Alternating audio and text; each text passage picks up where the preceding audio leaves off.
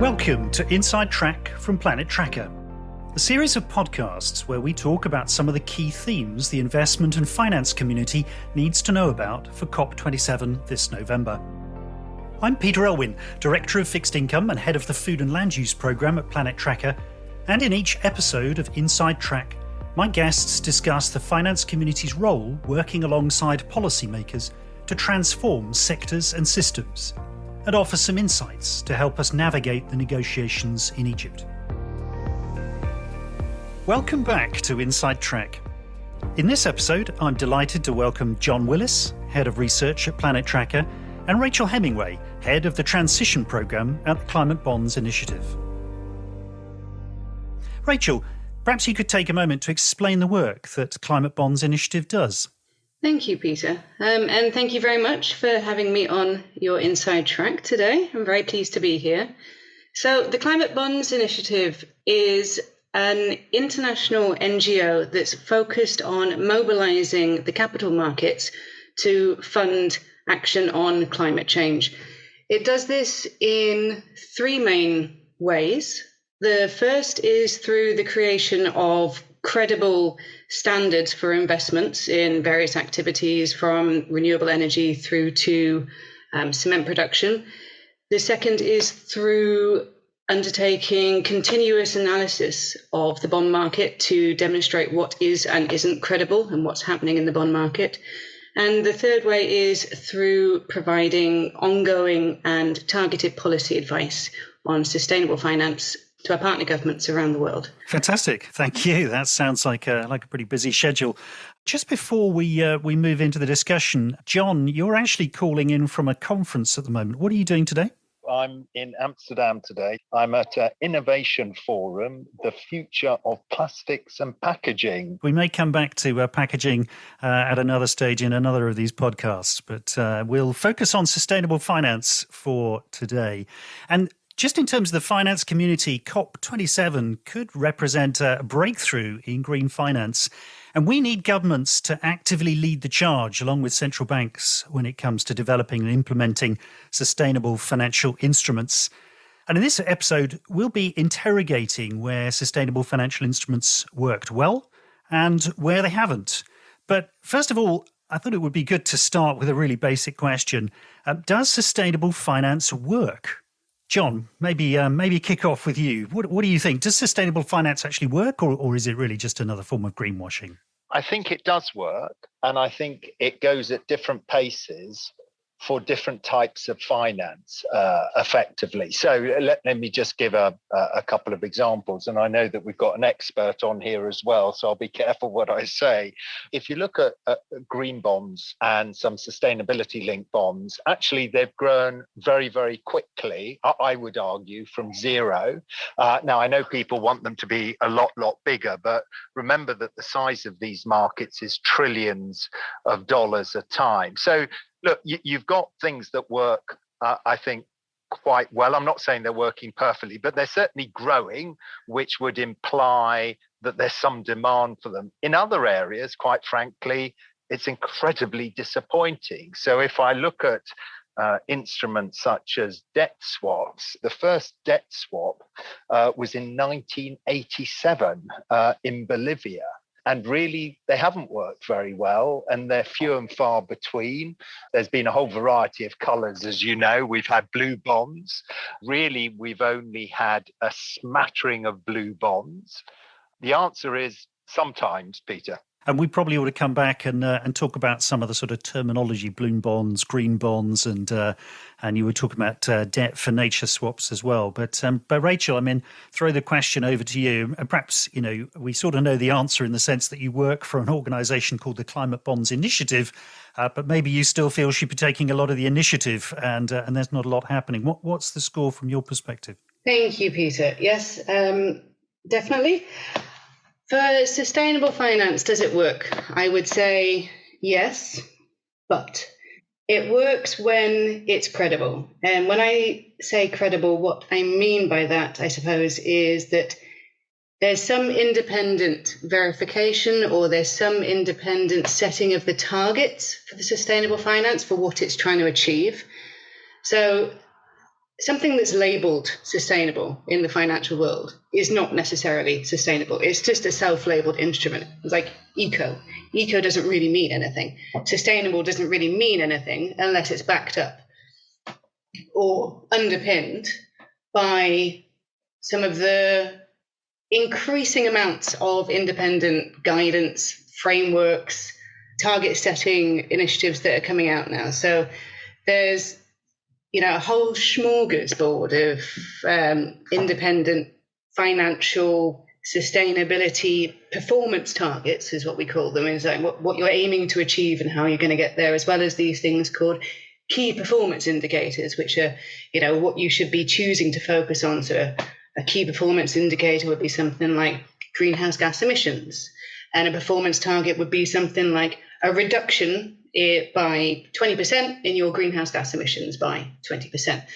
So sustainable finance, if they're underpinned and supported by these independent standard setting organizations, then yes, they can work. They can provide transparency to the market.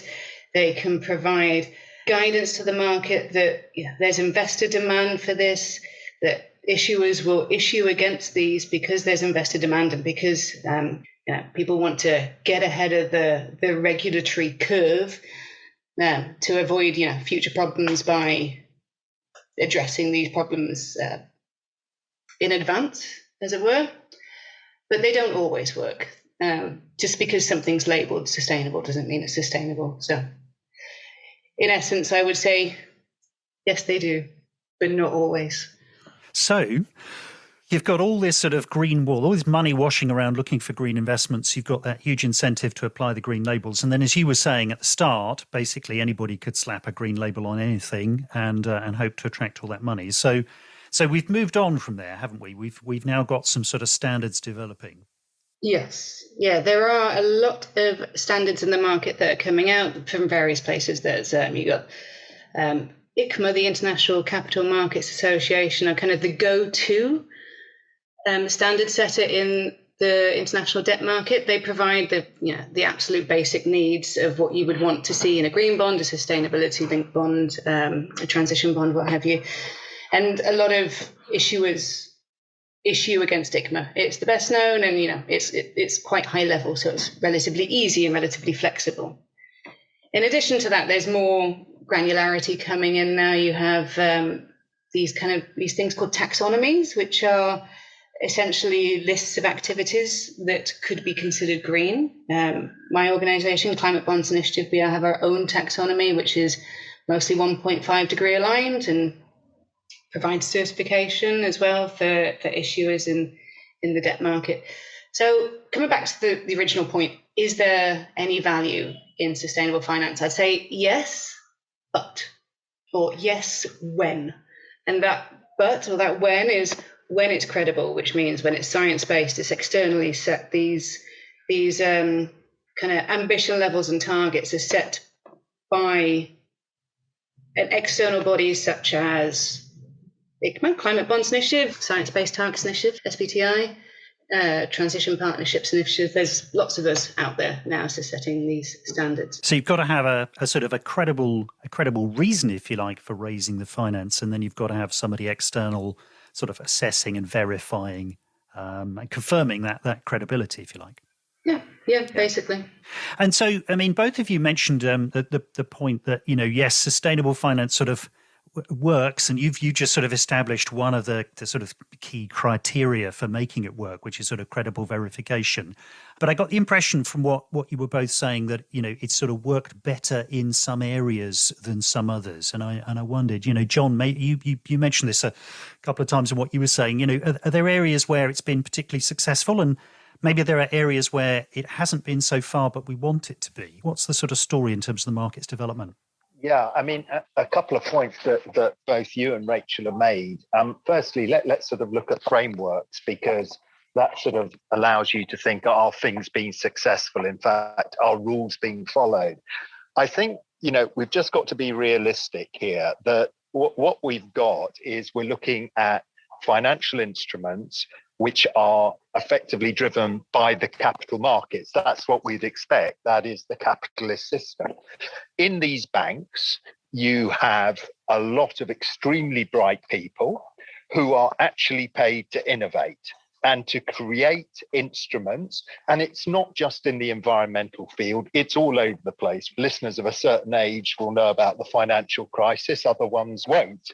But, it was all about very clever instruments that people had created, and then they weren't quite sure what was in them. John, this is a slightly unfortunate introduction, so I hope you're going to sort of reassure us that this is not another growing global financial crisis in the making. But carry on. But what I was going to go on and say, because I can see that you're getting edgy, is that what you've got in some cases is instruments have been created and actually there isn't a framework. So I completely accept what Rachel's saying. I think that the bond markets, etc., are well ahead. And I'm relieved about that because a recent survey from the London Stock Exchange Group, that's FTSE Russell, is telling you that the biggest chunk of sustainable money, over half of it, is in fixed income. So that's great news. You can take that, Peter, and think that's good. But you've also got, let's take carbon. Let's go right back to creating a carbon price. And you go, well, there's a carbon market. You needed a couple of goes to create it. That's acceptable. Then you go, oh, hold on a moment. Let's start talking about sort of derivative type things. So I'll sort of create things like carbon offsets. Now look where we are. Where actually you can go and buy in cryptocurrency derivatives on carbon offsets. Of course, there's not a framework in place. There isn't a framework in place for cryptocurrencies. But the point I'm trying to make is that you are inevitably going to face product development that has run well ahead of the framework. And by the way, it may fizzle out and die. All I would say is, it's a bit of a cliche, but buyer beware. Yeah, I can see you nodding, Rachel. So you're agreeing with buyer beware. Is that, are we still in the sort of a bit of a Wild West type environment at this stage in terms of sustainable finance? I would say yes and no. There is a whole set of sustainable finance, which is relatively regulated, relatively, I keep using the word credible, and I'm a little bit obsessed with credibility because to me, credible means it encompasses everything. It encompasses the ambition levels. It encompasses the ability of the organization to meet the ambition levels. And it encompasses the fact that what they're trying to do is externally defined in some way by these frameworks. So there is a whole kind of set of sustainable finance that is credible. And then there is this Wild West, which is very much buyer beware. And you really need to do your due diligence about what you're buying. Now, you can do it an easy way and just go and buy a verified or a certified green bond. That would be the easiest way. That takes all the uncertainty out of it, just buy something that's been independently certified or verified. If you just want to buy something that's labeled ESG, then you might want to do a bit more digging of your own and look at what they're actually saying. Look at what targets they're claiming. Are they realistic? Are they transparent? This is a key thing, and it's one of the big areas that the green use of proceeds market really drove into the bond market was this transparency that wasn't there before. Because if you issued a green bond, you really had to say what it was doing, and you really had to show how it was going to do that. So it was a bit of a game changer in the market, and it did kind of lead to this acceptance of a need for greater transparency and a need for ambition and a need for external verification, almost beyond the SPO, the second party opinion providers. So yes, it's definitely buyer beware on the one hand, and on the other hand, there are options out there. But like I said, there's just not enough projects for the demand. So there'll always be someone coming in saying, yeah, we can do that. But Peter, I think that's the point that Rachel's making is you could turn around and say, look, every market is driven by greed and fear. That's fine, we get it. But in this particular case, I think Rachel's really got to the nugget here, is that you've got so much demand for these products because financial institutions, asset managers have committed to sustainability and green. So they need these products. And I think that what we're seeing, certainly at Planet Tracker, and it sounds Rachel is also seeing at Climate Bond Initiative, is actually people aren't doing their due diligence. They're having to buy it because it's got they don't have to buy it, but they're buying it because it's got a label on it, and they think that that will satisfy, I suppose, their customer base. But whether it satisfies regulators further down the line, I think is a different issue. That's interesting. So that actually suggests, from what you're saying, John, that and what Rachel said, that in a sense the problem is not necessarily sort of establishing frameworks for particular financial instruments. We've got those, but it's actually finding ways to make sure that the investors who are supplying the capital are actually putting money into investments that really match sort of the frameworks that they are selling to their ultimate clients. So if I'm a pension fund coming along to an investor and I say, I want a sustainable bond fund, then I've got to be satisfied that that fund manager is actually then allocating my cash into the right financial instruments. And at the moment, it sounds as though there's a sort of constraint on supply in terms of high quality instruments, and the risk is they drop my cash into something that's a bit lower quality. I mean, that does sound a bit like, John, like what you were saying earlier, as though we could be heading for another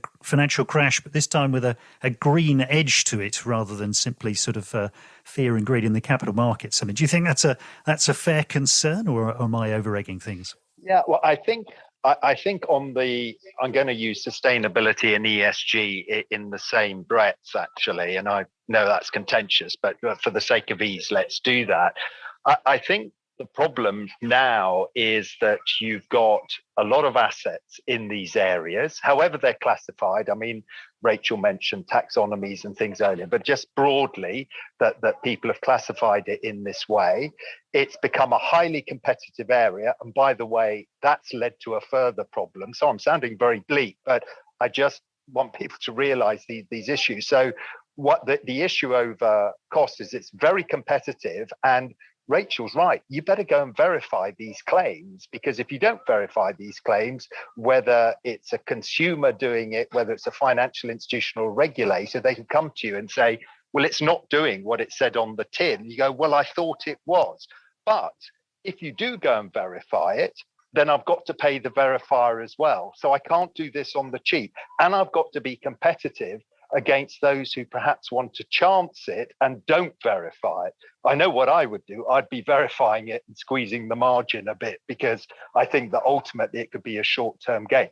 But on top of that, in terms of regulation, it's very, very interesting. So all the financial markets know about the big financial regulators, and there's sort of been, normally there's regulatory arbitrage, isn't there, where you go to one region because the regulation is easier than in another region. But when you look around the world at the moment, it's pretty difficult to find a regulator who's not talking about sustainability and are you following the rules? And interestingly, it's the SEC that's been leading the way with fines. You've got ESMA in Europe, you've got the FCA in the UK, you've got MAS in Singapore. I mean, we could go on and on and on. So you've got the financial regulators, and interestingly, you've got consumer regulators. So what I mean by that is the Federal Trade Commission.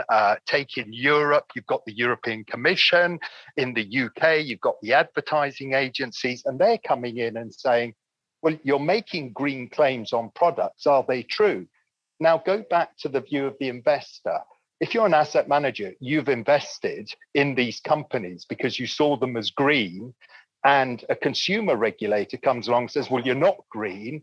You're thinking, oh, my goodness, I'm now fighting two regulators. So I absolutely agree with Rachel's remarks. You need to make sure you verified. You need to do your due diligence. And I think if you have, I'm actually very optimistic about things. Yeah, that's actually quite encouraging, I think. So, in a sense, there's a sort of the catch is coming from the regulators focused on the financial markets, and that's forming a bit of a pincer movement. But Rachel, what were you thinking on that? Yeah, I would like to jump in because I was thinking about your comment about are we leading to a potential crash with these very convoluted and complex instruments, and I think what we're probably going to have, and I think we've started to see it already, is a backlash against ESG, which was possibly the precursor, or maybe just an early mover in the area of sustainable finance. But it was very vague and a bit wishy-washy, and that was, I think, taken a bit of advantage of, maybe, of the people who are designing these instruments. And we've seen now that people are increasingly distrustful. The market is increasingly distrustful of ESG announcements. So what I think that's going to push for is a greater uptake in this kind of the verified and the certified market. So the certified climate bonds, for example, or something that is externally verified and checked, and there is this independent due diligence. So I think I'm not necessarily thinking there's going to be a crash from it, but I think it might actually lead to something positive in that it will create this demand for independent robustness of sustainable finance. And that in turn will lead to potentially more mainstreaming of sustainable finance and a movement away from what we call vanilla bonds. And vanilla is just a normal bond, towards the sustainable side, which would be green, it would be transition, it would be sustainability linked, for example. And those would become the norm rather than the exception, which is ultimately the goal, I suppose. Yeah, thank you both. That's quite a sort of an optimistic message, I guess. So in a sense, you're both identifying the shifting sands moving in favour of clearer structures, stronger focus on what the financial instrument is actually trying to achieve, and as you were saying earlier, Rachel, this process of verification and certification, so that everybody involved can be much more satisfied that the instrument is actually going to do what it says on the tin. And that was something I just wanted to sort of touch on as we sort of head towards the close. Is ultimately all the excitement around sort of frameworks and verification, and whether it's a Wild West or a very sort of regulated market. Ultimately, all these instruments are trying to actually achieve something, aren't they? They're trying to actually change the way that businesses operate and put them on a more sustainable footing, as you were saying, Rachel, so that we ultimately end up with, oh goodness, only a 1.5 degree temperature rise by 2050, which, could still be quite a serious outcome for some people. But that's what we're ultimately all about. We're trying to actually achieve something with these instruments. And John, just wanted to come back to you for a second. You mentioned a non-green financial instrument. You were talking about blue bonds earlier, and so what is a blue bond in the context of green finance? It's a bond focused on the oceans rather than the land, hence the colour, I think, to be honest. I mean, Peter, the point I want to make is really interesting, because I guess if I was a sort of listener hearing to us all talking about this, we would be thinking, well, why bother with any of this? Why bother with greeniums and whether it's a crypto carbon offset or anything like that? And I think the answer is we have to.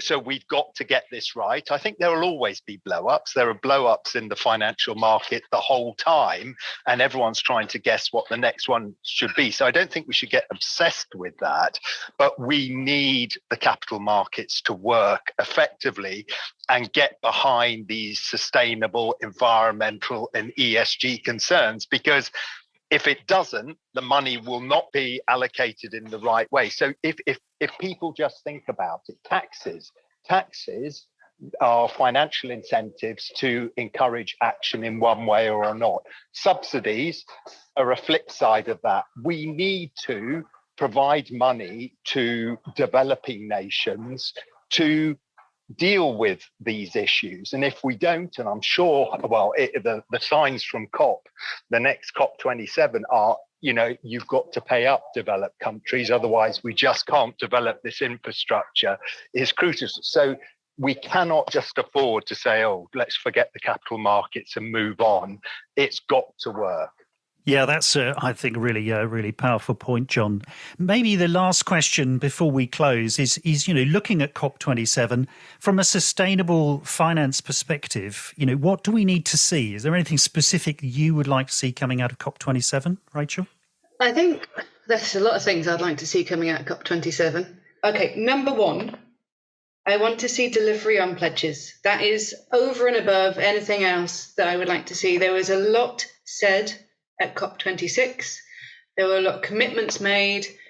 I want to see delivery on the Glasgow Climate Pact. That would be the number one. Now, that's not specifically sustainable finance related, although there are a lot of finance elements in there. So, for example, the commitment to end fossil fuel subsidies. I mean, they define them as inefficient fossil fuel subsidies, but to be fair, fossil fuel subsidies are just inefficient. So I would like to see fossil fuel subsidies gone. I'd like to see the global methane pledge followed up on. Everybody's missing their targets on this at the moment. Methane is a really low-hanging fruit. It is the single fastest action you can take to mitigate against climate change is cutting methane. It's win-win because 35% of methane comes from the oil and gas industry. And if you plug all those leaks and stop all that flaring, you actually free up, not that that is necessarily a good thing, more oil and gas and other fuels to use. The ongoing battle to get the 100 billion in finance delivered is, I don't know if we're going to see a resolution on this at COP in November, but actual action and delivery on the pledges that have been made before, because I think people are just getting a little bit disillusioned with the whole process and with the very slow flow of money to where it needs to go. Just a very quick plug for something that Climate Bonds put out a couple of days ago is 101 policy actions for governments to take at COP.